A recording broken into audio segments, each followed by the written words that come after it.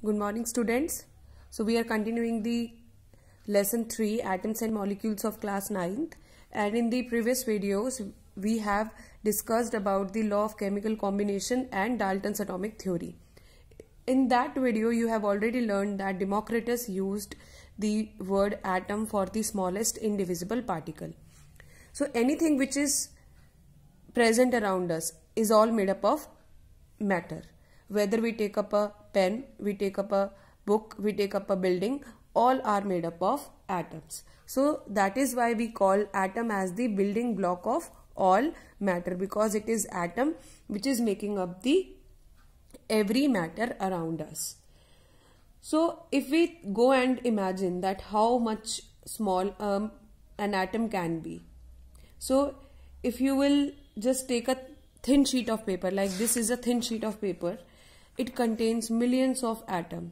So atoms are so small that we cannot take out an individual atom from anything. हम ये सोचे कि एक इंडिविजुअल एटम को, एक सिंगल एटम को मैं यहाँ पे निकाल के रख दूँ, तो ऐसा पॉसिबल नहीं है. एटम्स इतने ज़्यादा छोटे होते हैं कि उनको नेकेड आई से देखना पॉसिबल नहीं है.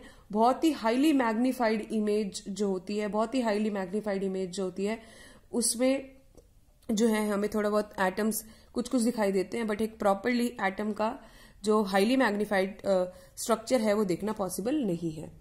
तो एटम का एक रेडियस होता है, ठीक है. एटम का रेडियस होता है, जैसे नॉर्मली एटम ऐसा दिखाई देता है, जो हम चैप्टर 3 में डिटेल्स में पढ़ेंगे. एटम का एक सेंटर होता है और उसका एक उसके आसपास क्या होते हैं, ऐसे गोल गोल ऑर्बिट्स होते हैं. तो सब इस सेंटर से लेके सबसे बाहर वाले ऑर्बिट तक का जो डिस्टेंस होता है, इसको हम क्या कहते हैं, इसको एटॉमिक रेडियाई कहते हैं. और एटॉमिक रेडियाई जो होता है वो मेजर किया जाता है किसमें, नैनोमीटर्स में. नैनोमीटर्स में हम मेजर करते हैं. नैनोमीटर्स की वैल्यू क्या होती है, 1 metre is equal to 10⁻⁹ nanometre. और you can say 1 nanometre is equal to 10⁻⁻⁹ metre. So you can see कि एक एटम जो साइज होता है वो कितना ज्यादा स्मॉल होता है. अगर हम सबसे ज्यादा स्मॉल रेडियस देखें तो सबसे ज्यादा स्मॉल एटॉमिक रेडियाई जो होता है वो होता है हाइड्रोजन एटम का. तो smallest atomic radii,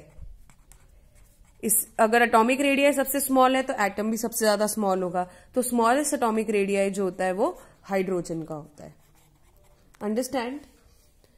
so this was all about the atom. और एक एटम जो होता है वो सबसे स्मॉलेस्ट चीज होती है जो किसी भी मैटर में एग्जिस्ट करती है.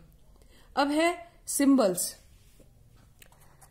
एटम्स को सबसे पहले डाल्टन ने सिंबल की फॉर्म में रिप्रेजेंट करना शुरू किया था, और बाद में बर्जीलियस आए थे. उन्होंने अलग मेथड बताए थे एटम को सिंबल देने के लिए. डिफरेंट एलिमेंट्स के एटम्स को सिंबलाइज करने के लिए सबसे पहले डाल्टन ने दिए थे सिंबल्स, लेकिन वो इतने ज्यादा यूज नहीं किए गए. आज के टाइम पे हम जो सिंबल्स यूज करते हैं वो इंग्लिश लेटर्स में होते हैं, जो कि ग्रीक या लैटिन लैंग्वेज से आते हैं, और वो किसने दिए थे, बर्जीलियस ने दिए थे. वो बर्जीलियस का रूल्स थे जिसको हम फॉलो करते हैं.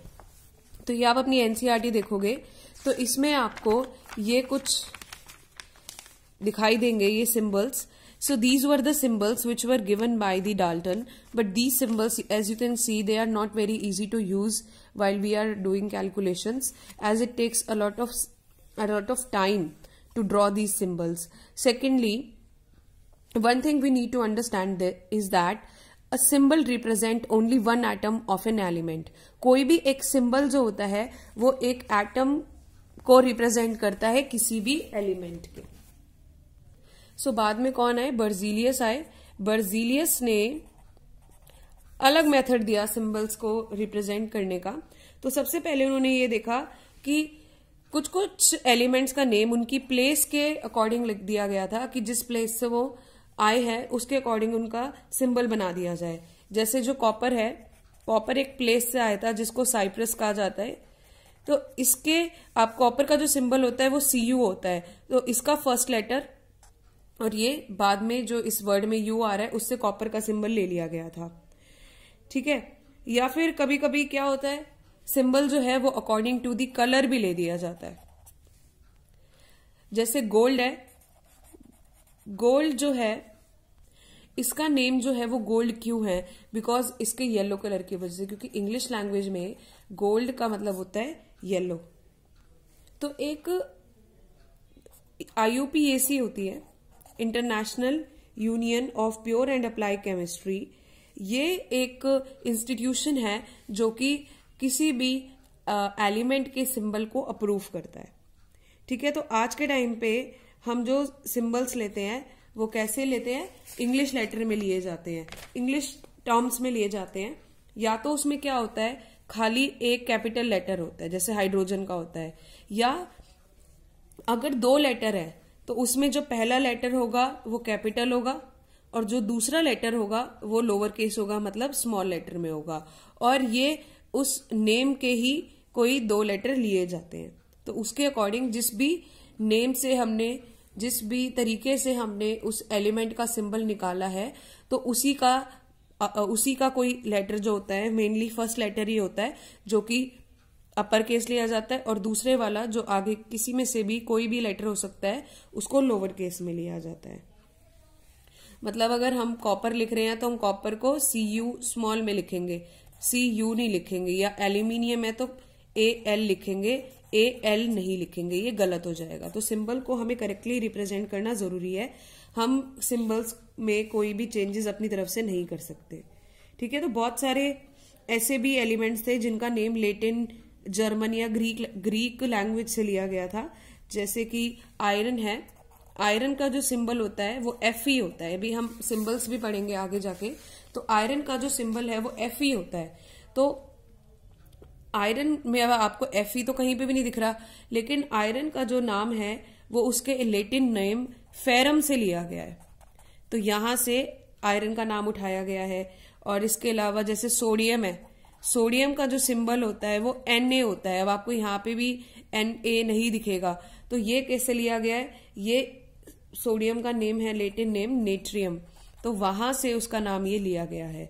ऐसे ही पोटेशियम का नेम होता है potassium.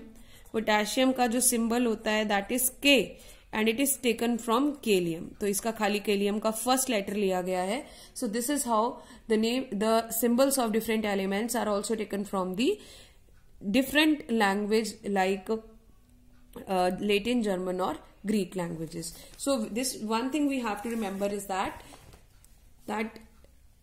one atom is represented by each symbol. This Fe represents one atom of iron. This Na represents one atom of sodium.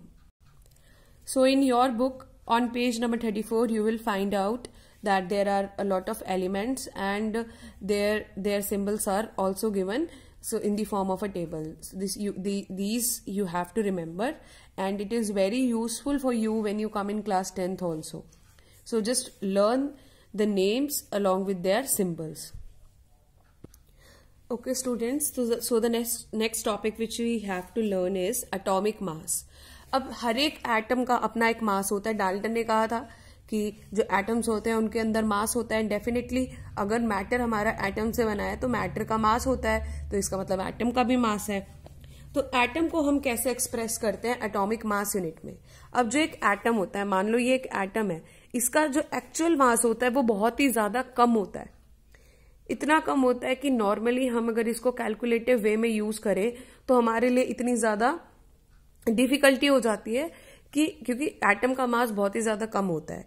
इसलिए हम एटम के एब्सोल्यूट एटॉमिक मास की जगह हम रिलेटिव एटॉमिक मास कहते हैं, या जिसको आप सिंपली एटॉमिक मास कह सकते हो।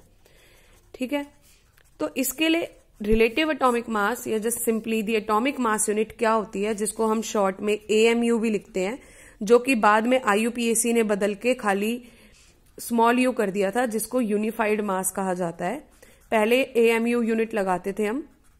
जैसे हाइड्रोजन का मास जो होता है दैट इज 1U, तो पहले यहाँ U की जगह AMU लगता था, जिसको हम क्या कहते हैं? एटॉमिक मास यूनिट कहते हैं एब्रीवेशन की फॉर्म में। This abbreviation is atomic mass unit. बाद में IUPAC ने इसको स्मॉल यू कर दिया, सिंपली कि आप U लगाओ यहाँ पे, which is called as the unified mass. तो अब इस U का मतलब क्या है? एक एटॉमिक यूनिट का मतलब क्या होता है? एक एटॉमिक मास यूनिट जो होती है that is equal to 1/12 of the mass of carbon 12 atom. ठीक है, अब इसका मतलब क्या है, मान लो आपके पास ये कार्बन 12 एटम है, ये एक कार्बन 12 का एटम है, आपने इसको 12 पीस में डिवाइड कर दिया। ठीक है, इक्वल भी होने चाहिए। अब आप इसमें से 1 पीस ले लो। ठीक है, ये आपने कार्बन 12 का एटम लिया, आपने इसको 12 टुकड़े कर दिए और उसमें से अब आप एक टुकड़ा ले लिया। अब इस एक टुकड़े का जो मास है वो इन सब के मास के कितना होगा, 1/12 होगा ना, क्योंकि ये इक्वल है सारे। तो इसी को क्या कहा जाता है, एटॉमिक मास यूनिट कहा जाता है, कि atomic mass unit is equal to the 1/12 of the mass of the carbon 12 atom. तो अब मैं एक हाइड्रोजन का एटम ले रही हूं, मान लो ये मेरे पास हाइड्रोजन का एटम है, ये मेरे पास एक तराजू है। ठीक है, इसमें मैंने ये कार्बन 12 का 1/12 कार्बन 12 एटम रख दिया, ये मैंने 1 पीस को यहां रख दिया। मान लो ये 1 पीस मैंने यहां रख दिया, जो कि किसके इक्वल होता है, एटॉमिक मास यूनिट। ये एटॉमिक मास यूनिट है 1 piece, which is 1/12 of the mass of the carbon 12 atom. क्योंकि मैंने कार्बन 12 एटम के 12 टुकड़े कर दिए और उसमें से एक पीस ले लिया, तो एक पीस का मास कितना होगा, 1/12 होगा, है ना। तो मैंने इस पीस को यहां रख लिया। अब इससे मैं कंपेयर करूंगी कि यहां पे मैं अलग अलग एटम रखूंगी, ऑक्सीजन का भी लाके रख दूंगी मैं यहां मैं नाइट्रोजन का भी रख दूंगी। तो अलग अलग एटम को मैं इस साइड पे लाके रखूंगी और मैं ये चेक करूंगी कि इस वाले पीस के कंपैरिजन में इस वाले एटम का मास कितना है। तो मान लो मैंने अगर यहाँ हाइड्रोजन रख दिया तो हाइड्रोजन और ये बिल्कुल सेम आए, कुछ फर्क ही नहीं आया। तो ये 1 पीस को अगर मैं 1 यूनिट कह दूं तो इसका मतलब हाइड्रोजन का जो मास है that is equal to 1 U। ठीक है, मैंने इसको 1 यूनिफाइड मास कह दिया, इसको मैंने एक एटॉमिक यूनिट मास मान लिया। तो हाइड्रोजन कितना हुआ, 1 U, क्योंकि इसका मास बिल्कुल इसके इक्वल था।